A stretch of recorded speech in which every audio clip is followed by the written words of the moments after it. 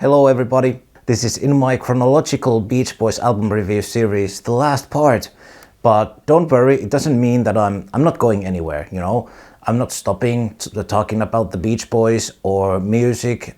I have been running this channel for almost 20 years now, so I am not going anywhere. There's gonna be a lot of Beach Boys related stuff coming up, and there's gonna be the new box set coming up hopefully later this year. We'll dive into that when there's more news about that, and also not to forget all the solo albums by the guys. So I'm gonna review all of those too. This one, I'm going to take my time with this one and ramble on like a crazy person about the Beach Boys, and that's why God Made the Radio. So take a warm cup of hot whatever and just relax and enjoy and listen. That's why God Made the Radio. Well, this is a very personal album for me and an important album for me because this is the only Beach Boys album that has been put out during my existence. I'm not counting Stars and Stripes over here. It's a very special, dear album to me. This is the album that really made me a hardcore fan, and I am not the only one. I know that there's a bunch of people in their maybe 20s or 30s, early 30s like I am, that got into the Beach Boys because of this album. And this particular video I want to dedicate for all of you folks like me that became crazy Beach Boys fans during this era. Carl Wilson passed away in 1998. Stars and Stripes Volume 1 was released in 96, so that for a long time that was like their last album, their last project together. Brian kicked off his solo career in 1998 with Imagination album, working with Joe Thomas, who he then continued working with, you know, on this album too, but we'll get into that in a moment.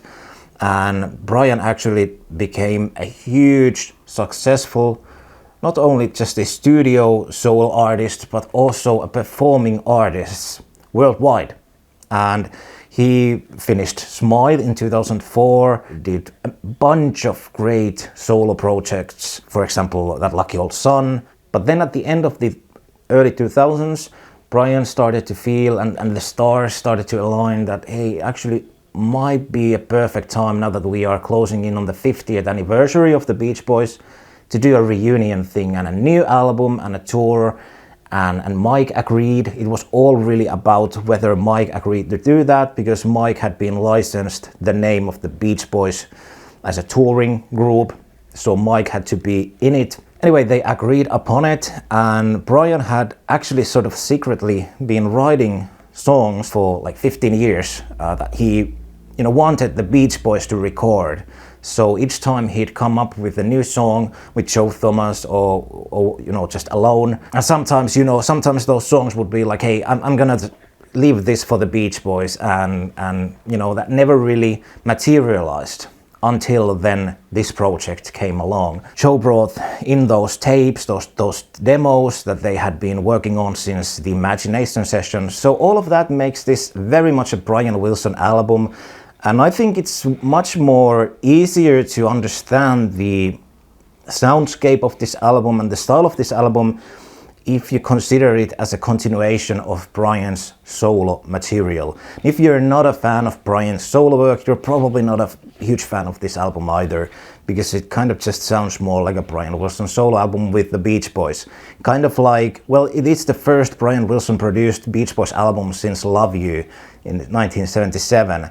So since that, the Beach Boys had sort of drifted to other things and other sounds and styles. It's easy to like draw a straight line from, I don't know, like Summer in Paradise, that's why God Made the Radio, and you know, Summer in Paradise, Still Cruising, 85, Keeping the Summer Alive, or LA. Like, it feels like there's like 3 weeks between those albums, when instead it's like 30 years. So, you know, that's always something that you got to keep in mind. It's their personal lives, their preferences had changed, their voices had changed, and time had really passed. It was, what, like 20 years, actually, since their last real studio album, Summer in Paradise, and Brian had nothing to do with that. And so, you know, so much had changed. The music industry everything. So of course it's gonna sound different. When people criticize this for sounding different than the 60s stuff or the 70s stuff, for me it's kind of lame argument, because of course it's going to sound different. Of course the guys are going to sound different. Of course it's going to be produced differently. So, you know, for me that's a no-brainer. But you know, when we do these retrospective things, you listen to the albums front to back, and there's sort of that black hole between Summer in Paradise and this one. So it's a bit drastic change. But when you actually go back and listen to Brian's solo work, the way this sounds, it totally just makes sense. Joe Thomas's involvement is controversial on this album. Personally, I dig his style. I dig this sort of adult contemporary style. And I really think that Joe really understood Brian and had a way with sort of working with Brian that not many people had. You know, what do I know? But that's sort of the feeling that I got from their relationship and the way they did music. A lot of times people say that Brian didn't actually produce this. It was Joe Thomas's production. But Joe Thomas himself said that no, he was a recorder. He was much more like a technical guy, and then Brian was the producer. He led the sessions. This album and this project and the tour reunited Brian Wilson, Al Jardine, David Marks since the early 60s basically. Well, he had been on and off of the group since, well, 70s and 90s, but basically he hadn't been on an album since the early 60s, like Little Deuce Coupe or Shutdown Volume 2 or something like that. And Bruce Johnston, did I mention him? And Al Jardine. Anyway, you know, 5 guys, and it was a big thing. It was a huge thing. Today it's easy to forget, but 2012 was the year of the Beach Boys. Internationally, it was just so cool because they were all over the place. They were on TV, they were on radio, they were on magazine covers, and the tour was huge. It was actually super highly critically acclaimed. I think they were like voted for like #1 most important tour of the year or something like that by some prolific magazine. Don't quote me on that one, but I think they did. And the album was actually critically acclaimed and it sold very well. It was a hit. That's why Got Me. The Radio was the first single, the title track, and it was a hit. You could actually hear it on the radio. How freaking cool was that? You could walk into a store and the Beach Boys, a new song by the Beach Boys was playing on the radio with, I don't know what else was on like the lists, Billboard lists during that time, maybe Katy Perry or something. But the Beach Boys were at the top and that was just so amazing. It's not just nostalgia, they are actually current. The shows, they just kept getting longer and longer, and there was rumors that they're gonna do a follow-up album, and they were starting to gain this momentum. General music audiences started to see them also at the top, sort of with the Rolling Stones and, you know, other 60s rock groups. And it was just cool to witness that. Of course, all of that sort of crumpled very fastly at the end of the year then, but let's not talk about that too much. But anyway, back to the album itself. It consists of 12 tracks. They actually recorded 28 songs for it. Most of them probably were unfinished, but that's the number that we've got, probably from Joe Thomas. We don't have an exact track list of all of those songs, but we know a few of the songs that were left off the album. And in my opinion, it's actually kind of sad because we have great or good songwriters on the group, on the album, like Al and Bruce, but we don't have a single collaboration from them on the album. But then when you actually study the background, it kind of makes sense because all that Al had to offer was Waves of Love, which is an, you know, alright tune, but it's nothing too special. And he really insisted on using that old recording with Carl Wilson on lead vocals, which is just a demo vocal. And Brian just didn't want to have anything to do with that. There's a story of Brian actually walking out of the studio each time that Al brought up Waves of Love. Bruce only brought in She Believes in Love Again, which was already released in the '85 album. And then Mike brought the track from his like 70s unreleased album Daybreak Over the Ocean, which, well, we'll get into it, but you know, that actually ended up being on the album. But you know, it's kind of sad because you have those good and great songwriters, and that's all they really bring to the table. So it totally makes sense that it ended up being a Brian Wilson-led project. Back then they still had music sections. So I remember driving to this town, the nearest town that had this department store, which had this media section with films and music. And I remember seeing this on the release date, and there was like many of these on the shelf. I was like, oh, give that to me. And I remember just, you know, being so happy about this album. And they released, I think, a few of these tunes on YouTube some days before actually putting this album out. And I remember being, I think Summer's Gone maybe could have been one of those. I'm not sure, but I remember listening with my headphones with those tunes. I think maybe From There to Back Again or Summer's Gone, I'm not sure. And just basically just crying because it was so freaking dark and beautiful. And I was like, yeah, I got to get this album. Okay, so anyway, that summer was for me just the year of this album. I spent this like crazy, like I was working at the cemetery, like not digging graves, but basically, yeah, so doing a lot of shoveling and stuff like that, and gardening, and I was constantly listening to this album, like, I don't know, like five times a day. And in my car, it was constantly just spinning around, and I just loved the whole thing, and I still do. Sure, it does have its cons. It's not a perfect album, but we'll get into all of that. So I just wanted to put that out there. I truly love this album. Anyway, the cover art is very generic. I've learned to love it, but it's not anything super fancy.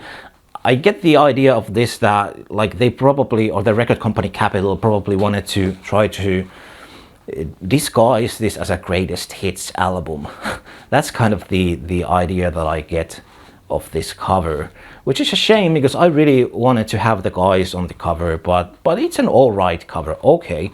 And actually the CD was released before the LP, so the LP came a little bit later, maybe in the autumn time, and the track listing is different on the LP, and it's a very bare bones release. There's no inner sleeve or anything like that. I can show you the track listing if you can see it, hopefully. They switch off a few tunes. The idea basically was that side B would start off with Shelter, and then they sort of, I don't know, maybe Joe Thomas or somebody messed around with some other tunes as well, mainly changing the, you know, Beaches in Mind to side A from sort of, because on the original release it's like at the end of side B, right before the live suite, I don't know, you know, yeah, how do you say that? Okay. The album starts off with Think About the Days, which is kind of similar to Our Prayer, sort of half, well, it's not instrumental because the guys are singing on it, but there's no lyrics to it. Super beautiful, I love it. I love the way it flows because it's kind of this snippet of what's to come at the end of the album. So it also works really well if you spin this around and around and around, you know, on your car, because when you get to Summer's Gone and you hear those last sounds, and then the album ends, and then you go back to Think About the Days, it just works really well. It's like this round circle, and it works really well. So anyway, just a phenomenal opener. Super beautiful. I love it. One of the first things that they actually the first thing that they recorded for this album. That's why God Made the Radio. The title track is a collaboration with a lot of people, Jim Peterick being one of the co-writers. And oh man, what a beautiful song, great title, great lyrics, great performance, and I love it how it's very guitar heavy. It's got this super cool guitar sounds and this power chord thing at the middle, and I love it how all of the guys get their vocal spots on this one, and you can really say that about each of the tracks too, because, well, on a lot of these songs there's like, yeah, like maybe Brian is doing the lead or Mike or whatever, but then there's like these parts that you can hear, oh, that's Al, that's Bruce, that's David, like it's just so cool to hear all of them. And Jeff Foskett is very vocally present over here too.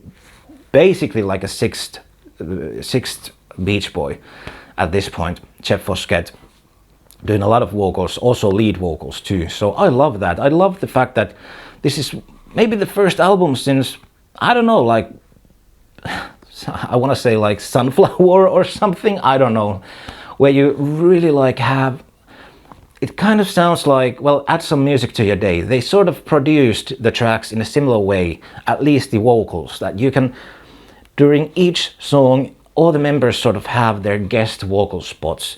And it's just so cool to hear within the same song all the guys. Because for a long time, if you listen to the 85 album or MIU stuff or Love You or, well, whatever, you know, during the late 70s or 80s, it's always kind of like the guys working separately. Like Dennis is doing his thing, there's maybe Carl in the background, and then a bunch of Dennis's, I don't know, a girlfriend or friends or whoever. And then Brian is doing his thing. Maybe the other guys are collaborating mostly with Brian's stuff, but then Mike is doing his own thing, and there's maybe Al on the backgrounds, but then that's it. So it's kind of like, you know, and Bruce has his own songs. So with this one, sure, it's Brian-led project. Brian did the songs with Joe, but vocally the guys are all over the place on it, on pretty much every song, and I love that. It just creates this really great experience. But anyway, you know, that's why God Made the Radio. Back to that song. Just a great composition. It's got like 96 chords, and I actually love that joke that Mike does on one of those 2012 interviews, how they started off with like a 2-chord song with Surfing, and then now 50 years later they kept adding chords and chords to each song, and now they have like 96 chords, and that's why God Made the Radio. And it actually makes, it actually is true, kind of, you know, it's just a crazy composition, even though it sounds very simple. Yeah, I just love that song, and a great music video too. Isn't It Time is my favorite upbeat song on the album. I think that kind of should have been the first lead single, because it sounds even more modern, because that's why God Made the Radio kind of sounds like a nostalgic tune in a way, but Isn't It Time sounds like the, you know, the early 2000s or, you know, 2010s. It just sounds so current and hip, and I love the way Brian starts the song, and then we get to the chorus with well, Al and Bruce is very vocal on it, and then Mike sings the other verse, and then Jeff sings the bridge, and so on. You know, it's just so beautiful too, and it's actually very kind of simple compositionally compared to That's Why I Got Made the Radio. And this is the moment that you've all been waiting for. I'm going to play the ukulele. It's a very delicate process. After it's all been said, the music's spinning in our head. Can't forget the feeling of the magic of the summer of love. Oh, I wanna take you there. Do you wanna turn back the pages? Memories and photographs. The world has changed, yet the game is still the same. Isn't it time we dance the night away? How about doing it just like yesterday? Every time I think of you and all of those things we used to do, remember those nights, and so on. You know, it's very simple, you know, just a few chords and just a nice sing-along tune, and with the hand claps and everything, just a great freaking tune. And yeah, you know, missed opportunity that they didn't put this out earlier. They did release it as a single, but then that was sort of way too late. I think that was like early autumn, and at that point you already started to hear those rumors that the reunion is coming to an end, and they didn't really push that single at all. So it was a shame how that sort of ended up turning around, that it wasn't a hit, but it really could have been and should have been. Spring Vacation is another lightweight tune, super fun, great guitar work on it, and nothing too special, but I always like this tune. I think it's fun, and I like the, well, the lyrics are maybe a bit corny, but I like them anyway. Fifth track is The Private Life of Bill and Sue, and this is a classic Brian Wilson song. Like, sure, the composition is maybe not anything like off of Pet Sounds, but lyrically it's like a continuation of Johnny Carson or really anything out of Love You or Adult Child. It's basically Brian just sitting on his sofa or his recliner and watching reality TV and thinking like, what the heck is this? Like, I'm watching these regular guys or Bill and Sue just doing their normal things, and it's done like a movie production. And like, why am I watching this? Like, what is this? So because, you know, around this time, reality TV is about, well, usually they were like celebrities or whatever, you know, they were a big thing. And much like Johnny Carson is about the show, Johnny Carson, Brian watching the show and being like, hey, I'm gonna write a song about that. This is really the same thing. And, you know, I just love this tune. It has this nice sing-along chorus, and it's sort of got this bossa nova vibe. So it's a very interesting arrangement and production. The vocals are exceptionally good. Bruce Johnston does really good vocals on this one in the background, and the rest of the guys too. And the end is kind of very somber with the Bill and Sue crew disappearing at the sea. It's kind of like, what? You get this voice, this like news voice stating that they were lost at sea. It's kind of like, what the heck? Because it's like a fun tune and then it ends like that. It's kind of weird. Maybe it's a little bit too long. I'd cut off maybe a minute out of it, but yeah, I always loved it. A lot of people say that it's the worst song that the Beach Boys put out, but come on, it's far from it. They put out worse songs in the 60s already, so, you know, no, it's just not. And I love Brian's vocals. The background vocals are super cool that Brian does on it, and he certainly enjoyed this tune a lot. Sixth track is one of those tracks that was actually written for this album, so it's a very recent song, Shelter. And what a beautiful tune, an underrated gem. And this is a song that sort of is a shared lead vocal with Brian and Jeff. Brian does some really cool vocal work on it, on the chorus, and yeah, maybe his verses are a little bit shaky, you know, there's a little bit of auto-tune over there, you know, but I made a full video about that subject, so that's all I'm gonna say about it. But overall, just a great production, great vocals, great arrangement, great composition. I love those lyrics. They are very much Brian Wilson lyrics. Beautiful, beautiful tune. Daybreak Over the Ocean, seventh track, is the Mike Love solo track on the album. You know, not maybe a highlight, and I don't know, not maybe the lowest moment of the album, but just kind of mid song. You know, it's all right. It's probably one of the better Mike Love solo songs like ever, like since Big Sur. So I really dig it. But I do think that, because, well, this track actually originates, this whole recording, from the 2004 unreleased Mike Love Not War album, or Unleash the Love. The whole recording is the same recording. They just added a bunch of Beach Boys harmonies on it. Well, you know, I think on that album, that Unleash the Love, that unreleased version, there are a few tunes that I think would have fitted this album better. So I'm not really sure why they dug this one up from all the way back from like 70s. But it's an alright tune. I don't have a problem with it. I think it's beautiful and a very nice Mike Love lead vocal. Eighth track is Beaches in Mind. Probably the sort of worst track on the album, but I don't think it's that bad really.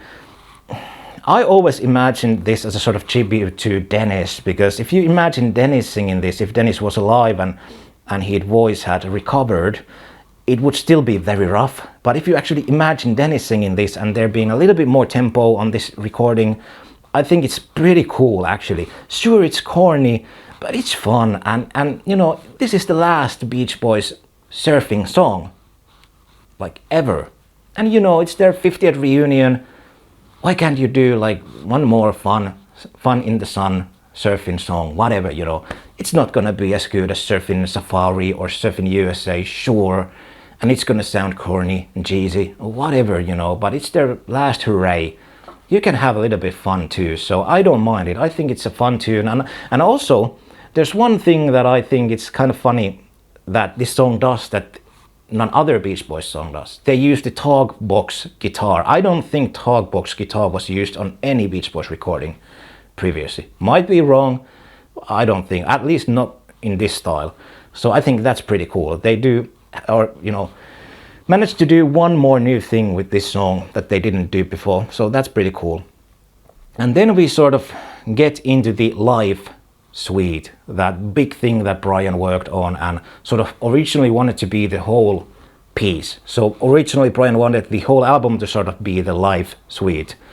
But most of the tracks, or at least half of the tracks that he had sort of demoed for it, were left unfinished because of group politics and you know, all sort of stuff.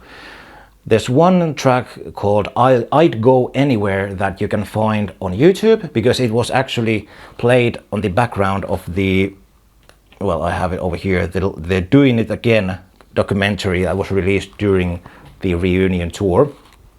So I'd Go Anywhere, that's this snippet of a song that was unfinished, and it's super beautiful. So that sort of gives you an idea of the rest of the material that Brian had written for this live suite. But anyway, on the album, this live suite starts off with Strange World.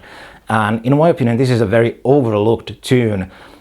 It's kind of similar to Isn't It Time in a way that it sounds very current. The composition is really catchy. I love that sort of the way it's produced. It's got really cool instrumentation. I think there's harpsichord on it. Anyway, there's a super cool piano part anyway. And really funny lyrics, sort of very Brian Wilson lyric. Like nobody else but Brian could write those lyrics. It's just so Brian. It's kind of more on the lightweight side, because the last three tracks then that follows Strange World go as dark as really anything that the Beach Boys ever did since Surf's Up, you know, the tag or side 2 of Surf's Up, the album in 71. So, you know, the last three songs go very dark. So yeah, From There to Back Again, wow. A great Al Jardine lead vocal, a phenomenal composition. It just flows like a musical.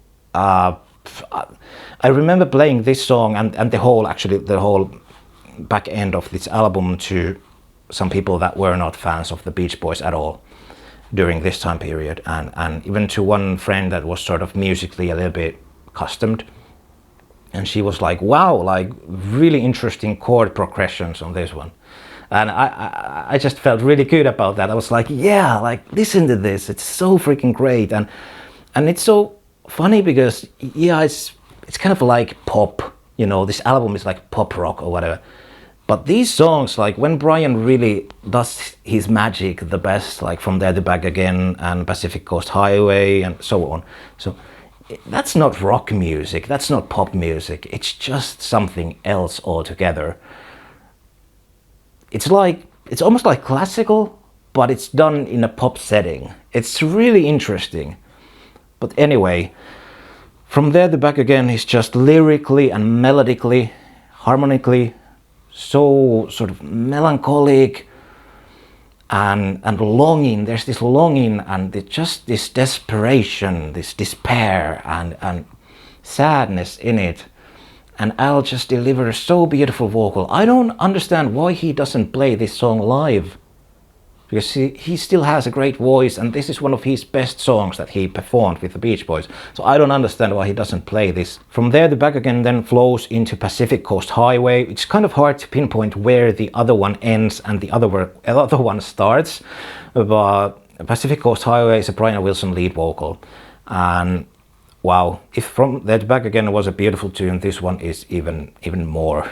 And it's even shorter, so it's kind of really crazy how much Brian is able to do over here, which I think this is just like 1 minute and 30 seconds long tune, something like that. So it's just crazy how much Brian is able to do in such a short time period. Wow, this is as dark as really the Beach Boys ever got, in my opinion. It's basically kind of like a suicide note. These last tunes are about, well, death, really. Not just getting older, or not just the Beach Boys coming to an end, you know, as a group, but just, you know, death, your personal death. That's just right around the corner. That's really what it's about. It's like you're realizing that, oh my God, like my days are getting short, really, like I don't have that much time left, and you're wondering about your past and those last few days that you might still have, and it's just so honest and pure, and there's no gimmicks in it. It's just like that feeling of despair and longing and all of that, you know, packed into these few tunes at the end. Like if you compare this to Till I Die, or, you know, some of that stuff, Till I Die is really about depression, and, or, well, not really, but, you know, kind of about depression and that sort of stuff. You know, you're just sort of feeling lost, and sure, it's a super dark tune as well. But these songs, I would kind of compare these to David Bowie's Black Star, or Leonard Cohen's You Want It Darker. You know, these sort of tunes where you really just know that, hey, I'm going to die very soon, that, you know, I don't have many days left anymore, and I really need to sort of think about what's good for me now, and what do I have left to say at this point in my life anymore, now that everything is sort of, you know, said and done, you know. And these feelings at the end of the album also give a very sort of dark undercurrent to the earlier tracks on this album as well. The title track, Isn't It Time, Spring Vacation, they sort of give this subtext, these happier tunes as well, this melancholic subtext. And yeah, the way Pacific Coast Highway just ends off with that last goodbye, it is just so beautiful and haunting. One of my favorite musical moments ever.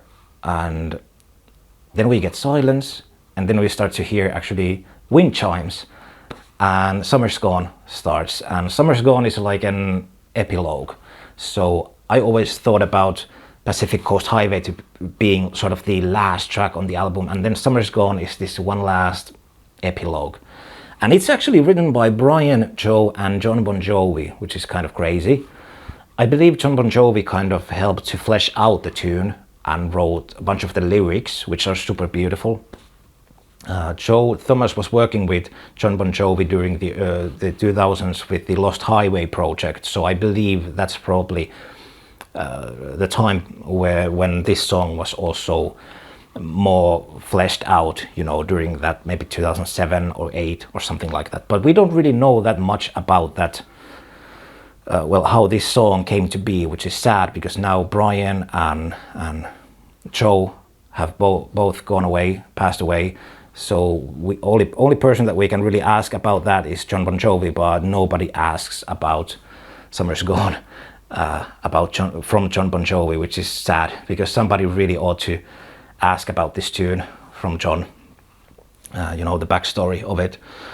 Anyway, Summer's Gone is just a dark tune. It's so melancholic. It was originally started when Carl and Audrey died in 1998. Sort of Brian started to write a song about that, or those feelings, and then it was finished for this album, and it ended up being this song that it's kind of very minimalistic, but it sort of just puts everything into perspective and sort of bookends the career of the Beach Boys and the life of Brian, no pun intended. And it's just a sad tune. It's impossible to listen to this without getting teary-eyed.